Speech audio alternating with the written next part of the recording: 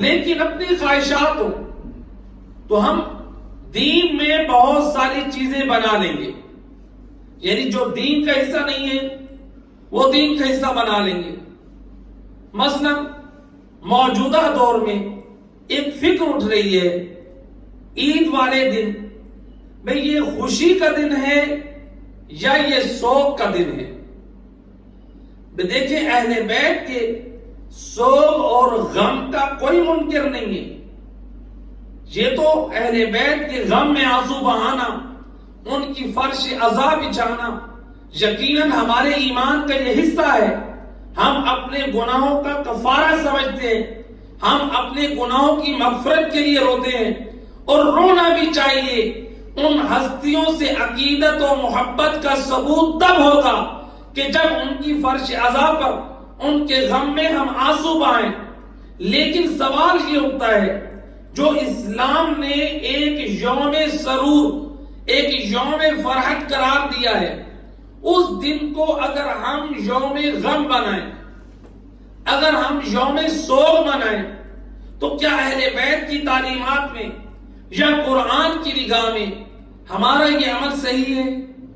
اس مختصر وقت میں ذرا ہم غور کرتے ہیں ائمہ اہل بیت کے کلام کی روشنی میں، تاکہ کہیں پر اگر ہمارے ذہن میں کوئی خلش ہے تو ائمہ اہل بیت کی پاک تعلیمات کی روشنی میں ہماری اصلاح ہو جائے۔ ایک صلوات پڑھ دے محمد و اہل بیت اللہ۔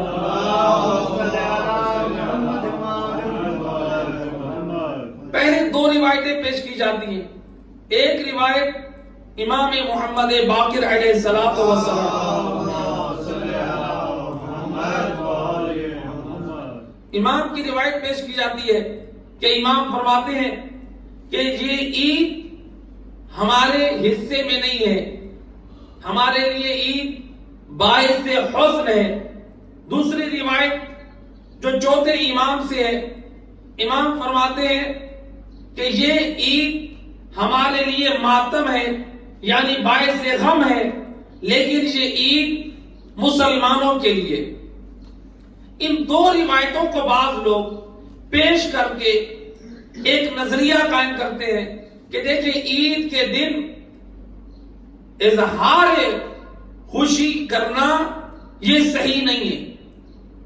ہمارے مذہب میں یہ حکم ہے کہ فقیہ جو نائب امام مجتہد، اس کے لیے بھی یہ شرعاً جائز نہیں ہے ایک روایت یا آیت کو سامنے رکھ کے حکم شرعی کو بیان کرے، جب تک اس کے متعلق جتنی آیات اور روایات موجود ہیں ان کو دیکھ کر شان بین کر کے حکم شرعی اخذ نہیں کرے گا۔ ایک آیت اور روایت سے حکم بیان کرنا ایک فقیہ کے لیے بھی حرام ہے۔ جب ایک فقیہ کے لیے حرام ہے، پھر میرے اور آپ کے لیے کیسے جائز ہو سکتا ہے؟ ہم اس حدیث کو دیکھیں اور حکم لگا دیں، جبکہ جو احادیث ہیں پہلے ہمیں یہ دیکھنا ہے اس روایت کی جو نقل کرنے والے وہ افراد عادل بھی ہیں، وہ مومن بھی ہیں، حدیث کو صحیح بھی نقل کیا ہے، کہیں دشمن کی سازش تو نہیں ہے۔ کتنی ایسی روایتیں ہیں جو روایتوں گھڑنے والوں نے اپنے زمانے میں یہ کہا تھا کہ ہم نے مذہب اہل بیت میں ہزاروں روایتیں گھڑ کر ہم نے چھوڑ دی ہیں کہ جس روایت میں کبھی یہ کہا ہے کہ امام محمد باقر نے فرمایا اور کبھی اس روایت میں بیان کیا کہ یہ امام جعفر صادق نے فرمایا۔ جب ان جاسوس کو پکڑا گیا تو خود اقرار کیا اس نے کہ ہم نے آپ کے مذہب میں اتنا بڑا کام کر دیا ہے۔ تو لہٰذا اگر ماہرین فن کی طرف جائیں تو علماء فن جو اہل حدیث ہیں، علم حدیث کے جو ماہر ہیں، انہوں نے ان روایات کو اصل میں سند کا سلسلہ ہی ضعیف ہے، یعنی اس قابل نہیں ہے کہ ان کے اوپر اعتبار کیا جائے۔ بالفرض اگر ہم ان روایات کو تسلیم کر لیتے ہیں، بھئی معصومین کی یہ روایات ہیں، تو پھر ان میں ہم ذرا غور کریں۔ جو روایت میں ہے کہ امام کا یہ کہنا کہ ہمارے لیے یہ حزن قرار دی گئی ہے یہ عید ہے، بھئی وہ کیسے حزن قرار دی گئی ہے؟ احادیث میں ہم ذرا غور کریں، ذرا فکر کریں، تو اس میں جو بیان ہوا ہے، چونکہ پہلی عید میں حضرت امیر المومنین کی شہادت واقع ہوئی، دوسری جو عید آئی تھی وہ حضرت مسلم کی شہادت، تو اس جانب اشارہ تھا۔ تو یقیناً جب ان ہستیوں کی شہادت کے بعد پہلی عید آئی تھی، وہ اہل بیت اطہار کے لیے فقط حزن نہیں لائی تھی، وہ بلکہ آل محمد کے جتنے چاہنے والے تھے ان کے لیے بھی وہ عید نہ تھی، بلکہ وہ یوم حزن تھا، جو پہلا سال شہادت علی ابن ابی طالب کا تھا، یا پہلا سال شہادت حضرت مسلم ابن عقیل کا تھا۔ لیکن جو بعد کے سال آئے تو فقط وہی ایام غم ٹھہریں گے جو ان مظلوم ہستیوں کا یوم شہادت ہے۔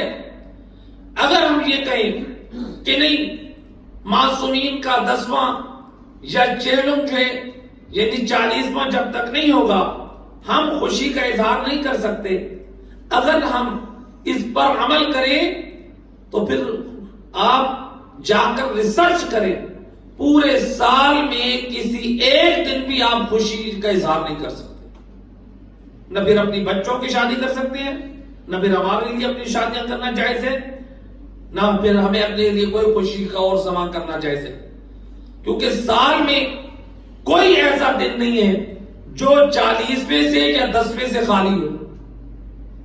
دیکھ لیں 18 ذی الحج کو جو ہم جشن مناتے ہیں، جو ہماری بہت بڑی عید ہے، لیکن اس عید کے دن ابھی کس کا 10واں نہیں گزرا؟ حضرت مسلم ابن عقیل کا۔ ابھی 40واں تو گزرنا ہے بعد میں، تو حضرت مسلم ابن عقیل کی ابھی 10واں ہی نہیں گزرا۔ اسی طرح سے اگر 40ویں کو شامل کریں تو عید مباہلہ سے بھی ہم محروم ہو جائیں گے۔ اسی طرح سے رجب میں اگر آئیں تو رجب میں 3 رجب کو امام علی نقی علیہ السلام کی شہادت ہے، لیکن 10واں امام علی ابن ابی طالب کا یوم ولادت باسعادت، تو اب پھر ہمیں 13 رجب کا جشن بھی نہیں منانا چاہیے۔ اور پھر اسی طرح سے یعنی اگر ماہ شعبان میں ہم دیکھیں، ماہ شعبان میں یعنی جمادی الثانی میں جناب فاطمہ زہرا سلام اللہ علیہ کی شہادت 3 جمادی الثانی کو ہوئی، تو بی بی کا جو 40واں اگر ہم لے کر جائیں تو 3 شعبان کی خوشی بھی ہماری جاتی ہے، 4 شعبان کی خوشی بھی اسی میں جاتی ہے، یعنی شعبان کی وہ اہم مناسبتیں جو ائمہ ہدا سے منسوب ہے، گویا ان خوشیوں سے محرومی۔ ایک صلوات پڑھتے محمد علی پہ صلی اللہ۔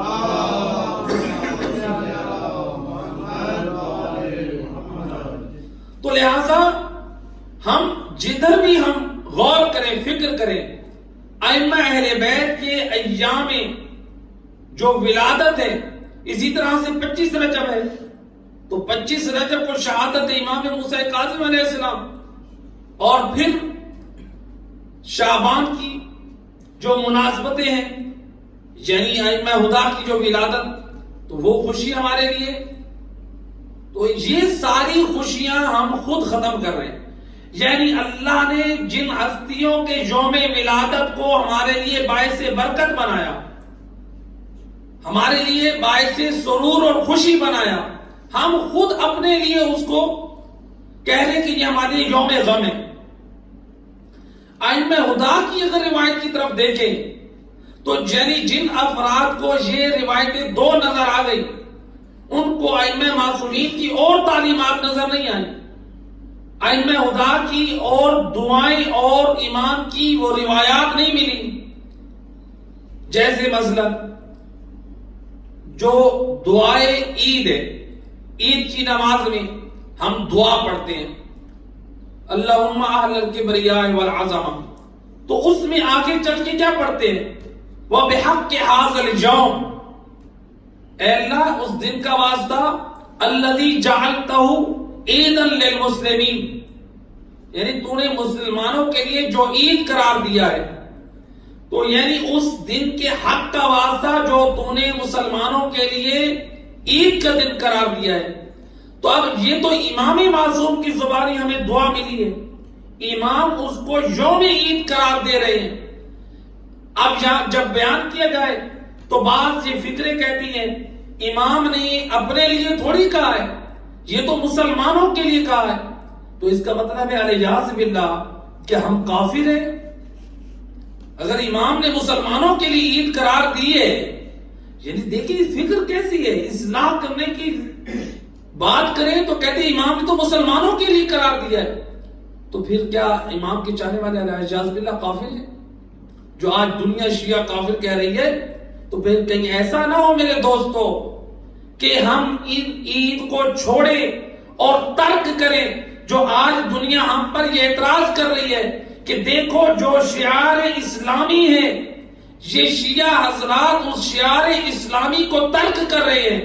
کہیں ایسا نہ ہو تمام امت مسلمہ تو عید منائے اور ہم عید کا اظہار نہ کریں، یوم غم منائیں، اور دنیا والے جو آج تک ہمیں کہہ رہی تھی کافر، ان کو پوری دنیا میں یہ ڈنڈورا اور یہ سازش کرنے کی کا یہ موقع مل جائے اور وہ کہیں دیکھو تمام مسلمان عید کر رہے ہیں، شیعہ حضرات عید نہیں کر رہے۔ کہ ایسا نہ ہو کہ ہمارے اپنے عمل سے ہم اپنے مذہب کی بدنامی کا سبب بنے۔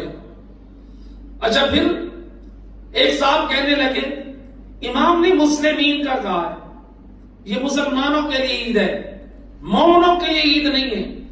اگر یہ اہل بیت کی تعلیمات پڑھی ہوتی، اگر قرآن پڑھا ہوتا، یہ اس قسم کے الٹے اور پیچیدہ قسم کے سوالات نہ اٹھتے۔ اگر یہی بات ہے تو پھر آئیں امام زین العابدین علیہ الصلوۃ والسلام،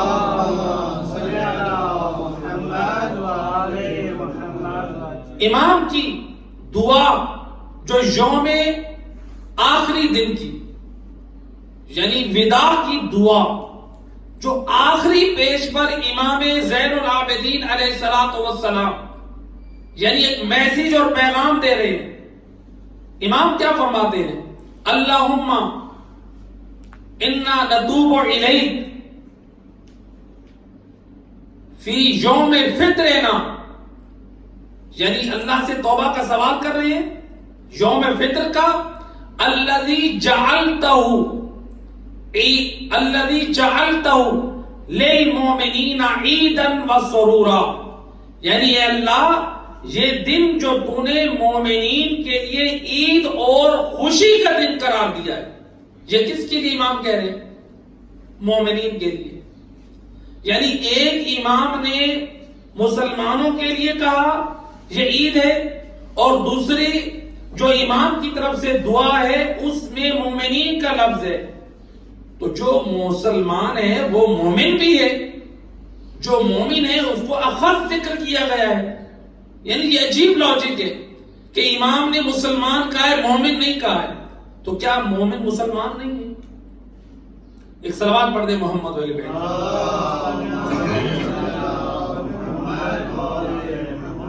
بارے دیگر آواز بولو۔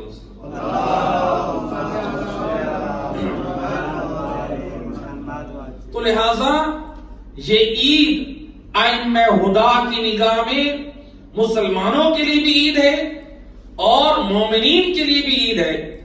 آگے امام نے جو دعا جو آپ عید کے دن پڑھتے ہیں اس میں ایک جملہ ہے، وَلِمُحَمَّدٍ صلی اللہ علیہ وآلہ ذخرًا وشرفًا وکرامةً ومزیدا، کہ یعنی اے اللہ تو نے اس عید کو محمد وآل محمد کے لیے ذخر ذخیرہ قرار دیا ہے، باعث شرف و کرامت قرار دیا ہے۔ تو اب اہل بیت کے لیے اگرچہ جس روایت میں ذکر ہے کہ ہمارے لیے یہ عید باعث حزن ہے، اس میں جو ریزن ذکر کیا گیا ہے کہ جو ہمارا حق تھا عید پڑھانے کا وہ حکومت وقت نے ہم سے چھین لیا ہے، تو اس چیز کو امام سامنے رکھتے ہوئے، لیکن جب قائم آل محمد ظہور فرمائیں گے اللہم صلی علی محمد، تو جب امام آئیں گے تو کیا امام نماز عید نہیں پڑھائیں گے؟ اور اس میں یہ جو جملہ ہے کہ یہ عید جو ہے ذخیرہ ہے، شرف ہے، کرامت ہے، یہ کس کے لیے؟ محمد والے محمد کے لیے۔ تو جب قائم آل محمد آ کر عید پڑھائیں گے تو کیا اس وقت یہ امام علی کا دسواں نہیں گزرا ہوگا؟ کیا اس وقت دسواں نہیں ہوگا؟ تو کیا امام علیہ السلام کو اپنے جد، اپنے بابا علی کو غم نہیں ہے؟ یا ہمارے ائمہ خدا نے خود امام جعفر صادق علیہ السلام، اللہم صلی علی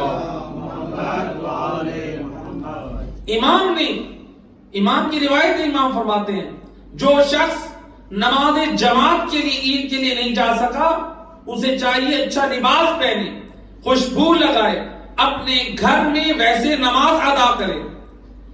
عید کی مناسبت سے امام سمجھا رہے ہیں۔ امام علی رضا علیہ السلام کے حوالے سے اللہم صلی علی محمد۔ اب امام کا زمانہ کب ہے؟ یعنی چوتھے امام بھی کربلا کے بعد ہے، اپنے دادا علی کی شہادت کے بعد ہے۔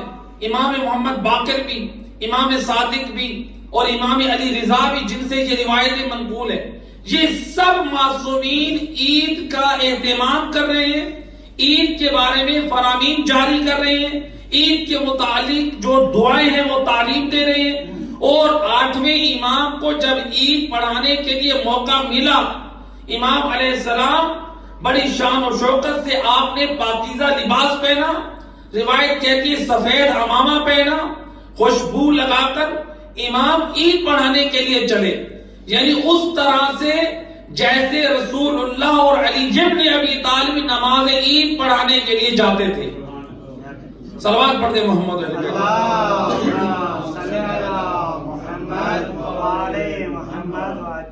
اگرچہ امام کو مامون رشید کی طرف سے اجازت نہ ملی بعد میں، چونکہ اس کو اپنا خطرہ ہو گیا تھا، لیکن امام عید نماز پڑھانے کے لیے جب نکلے تو کس شان سے نکلے؟ تو کیا امام کو اپنے بابا، اپنے دادا علی کی مصیبت کا غم نہیں ہے؟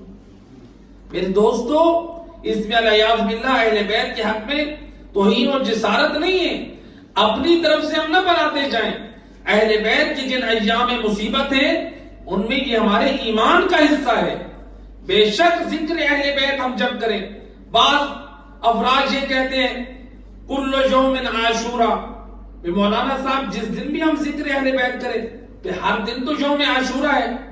اگر ہم نے، ٹھیک ہے، یہ علماء نے ایک جملہ بیان کیا ہے کہ کل یوم عاشورہ، لیکن اس کے مطلب کو سمجھنا چاہیے۔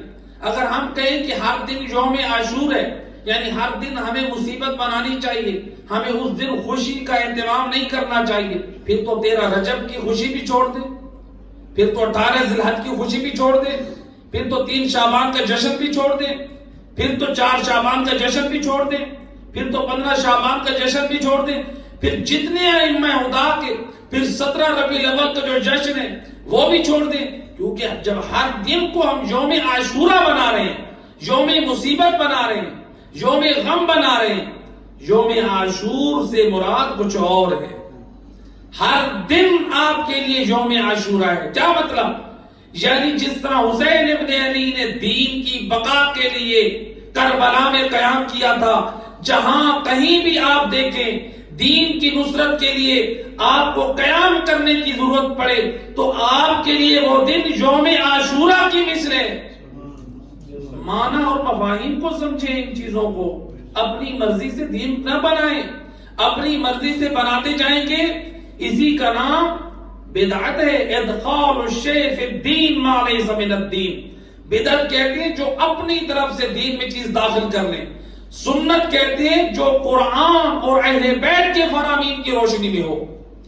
بعض لوگ یہ کہتے ہیں مولانا صاحب کیا کریں، ہمارے خاندان میں مسئلہ ہے، ہمارے فلاں فیملی کے فلاں افراد ہیں، اس کا مطلب ہے کہ مجھے دین سے پیار نہیں ہے، مجھے اپنی عزت سے پیار ہے۔ میں ان لوگوں کو دیکھ رہا ہوں کہ اگر میں نے ایسا نہ کیا تو میرے ماحول میں، میری فیملیز میں، میرے کلچر میں میری انسلٹ ہوگی۔ یعنی چاہے استغفر اللہ ہم دین الہی کو پامال کرتے جائیں، ہم یہ تو دیکھ رہے ہیں کہ میں ان کو کیا منہ دکھاؤں گا۔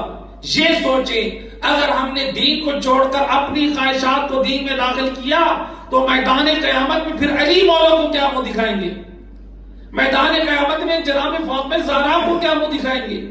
اپنی خواہشات سے ہم اگر دین پر عمل کرتے رہیں تو یہ دین کا چہرہ مسخ ہو جائے گا، دین ختم ہو جائے گا۔ وہ کیا چاہتا تھا؟ یزید کیا چاہتا تھا؟ اپنی خواہشات کو جاری کرنا چاہتا